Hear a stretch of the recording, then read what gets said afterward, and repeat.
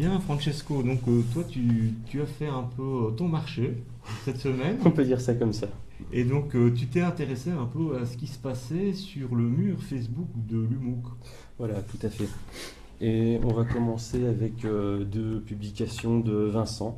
Donc une première, c'est une nouvelle méthode d'apprentissage, enfin nouvelle, assez récente en tout cas, la méthode WAP, We Are the Projects. C'est fait par une Française, Diane Laine, de l'EM Lyon. Enfin originellement de l'EM Lyon, maintenant elle est indépendante, D'accord. justement sur cette méthode. Alors ça consiste en quoi? C'est de l'apprentissage par les pairs. Donc ça on en a parlé quand même pas mal Oui, il y avait dans une le- thématique qui était centrée là-dessus. Voilà, voilà, tout à fait. Collaboration. Et en fait, sa spécialité, c'est les conférences débats. Et forcément, elle a remarqué que dans une conférence débat, bah, le moment le plus riche, c'est celui d'échange avec le public. Et en se basant là-dessus, donc je cite, les moments les plus riches étaient les échanges avec le public. Et le format traditionnel de la conférence ne permet pas de puiser dans l'intelligence collective. Donc elle a pensé une approche par Mhm. petits groupes, qu'elle a transposé ça dans l'enseignement. Et les apprenants, de même, il y a une notion de mouvement dans l'espace parce on les motive pour qu'ils aillent d'eux-mêmes vers les maîtres du champ, vers les spécialistes du domaine. Donc la source du savoir, c'est pas seulement le conférencier, mais c'est Tout à aussi fait. le public qui peut nuancer, apporter des informations Voilà. supplémentaires. D'accord, et tu as encore repéré, enfin voilà, Un d'autres. lien, donc le deuxième de Vincent. Je pense que s'il fallait retenir un seul lien, pour ma part, ce serait celui-là. C'est les 10 compétences clés du monde de demain sur Miss Philomène. D'accord, donc un peu de prospective. Voilà, voilà des projections, c'est le cas de le dire. Donc, pour trois raisons. Premièrement, bon, c'est sûr que dans une formation, il faut toujours tenir compte des expériences du passé, mais on se forme quand même pour l'avenir. On doit être un minimum compétitif pour le monde de l'emploi à venir. Et ben, c'est ce dont traite l'article, premièrement. Deuxièmement, donc ça fait partie des résultats, mais c'est le seul point que je vais dévoiler. Je ne vais pas tout dévoiler, sinon... Non, non, non, non, on est aussi, il y a un voilà, peu une limite de temps, mais voilà, tu voilà. peux peut-être justement donner un peu Ben, le surtout, résultat. après, ils vont pas aller lire si Oui, j'en bien prends sûr, tout. tu donnes envie. Voilà, donc la priorité, elle est mise sur la créativité, avant tout.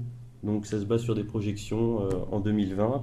Donc créativité et le domaine sous-jacent, ça va être le bonheur des travailleurs. Parce que s'ils ne sont pas heureux dans leur boulot, ils ils ont pas spécialement, ils vont pas être créatifs, quoi. On peut résumer un peu par le fait que, voilà, les compétences de demain, c'est aussi un peu sortir du cadre.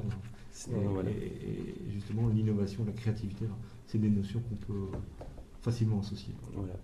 Ce n'est, ce n'est pas le fait qu'on ne le demande pas maintenant, mais en tout cas, ce sera demandé de plus en plus.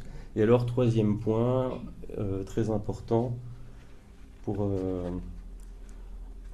non, pardon. Troisième point, c'est par rapport au métier. D'accord. Donc l'article se veut rassurant et je pense qu'il a raison. On a vu dans l'histoire quand même pas mal qu'il y a des métiers qui disparaissent et les gens peuvent avoir peur de ça. Mais il y a des nouveaux métiers qui Voilà, apparaissent pour qui vont compenser émerger. ça. D'accord. Voilà. D'autres sources Oui. qui ont été proposées, Najib, épinglées. que tu avais Najib. vu aussi d'ailleurs. Oui, oui, oui. C'est vrai que moi, je suis assez voilà, friand aussi, enfin, voilà, d'idées un peu qui sont proposées en parallèle au MOOC. Ça permet de Ouais. réinvestir dans sa pratique professionnelle. Ouais.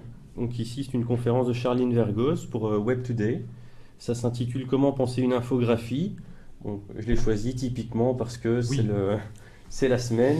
Il y avait beaucoup de questions par rapport à ça, justement. Voilà, c'est une conférence très dense, très, très complète sur le sujet. C'est une spécialiste, c'est son métier en fait, de produire des infographies. Donc elle explique ça vraiment très bien. Et enfin, Et enfin, pour terminer, deux liens de Lisiane. un qui livre est- blanc. Ouais. Donc on a un article premièrement de Karim Elouardani, Oui. d'EduPrenet, qu'on avait déjà mentionné d'ailleurs dans un précédent live. Et alors un dossier de sidologie.com. Donc le dossier, c'est sur la mémoire en long, en large et en travers. Bon, la mémoire, je pense que en tant que professionnel de la pédagogie, on est quand même renseigné sur sur le sujet. Mais en même temps, c'est bien de redécouvrir un petit peu ce qu'on a oublié. Oui. Et deuxièmement, enfin, c'était pour la forme surtout. C'est une infographie. C'est une infographie vraiment en longueur. Et chaque point de l'infographie est un hyperlien vers des informations complémentaires. Ça m'a un peu fait penser à notre réalité augmentée dans SMOOC aussi. Donc on joue sur le fond et la forme, quoi. Voilà, tout à fait. Et alors pour l'article de Karim Elwardani, ce sont les innovations pédagogiques en 2016. C'est vraiment un récapitulatif de tout ce qui a été proposé cette année. Et on notera quand même qu'il y a pas mal de sujets qui sont désormais familiers, parce on en a traité pas mal aussi dans le MOOC. On a notamment l'enseignement par les réseaux sociaux, parce que c'est le choix qu'on a fait, le choix de base, l'apprentissage par la foule évidemment, le teach-back. Donc le teach-back en français, ce serait l'apprentissage, c'est une forme d'apprentissage par les pairs en fait. Et c'est le fait aussi de reformuler, c'est ça. On a une explication voilà. aux autres. Voilà. Il y a une première explication du professeur. Et c'est pensé, l'apprentissage est pensé pour que les apprenants se réexpliquent les choses par eux-mêmes. C'est l'effet tuteur qui est bien documenté dans la littérature pédagogique. L'évaluation formative. on en a bien parlé. Voilà, design thinking, tout ça. D'accord, merci. Voilà. Merci pour l'ensemble de ces informations où tu synthétises une masse d'informations, tu épingles des ressources intéressantes. Merci. On va passer à la séquence suivante.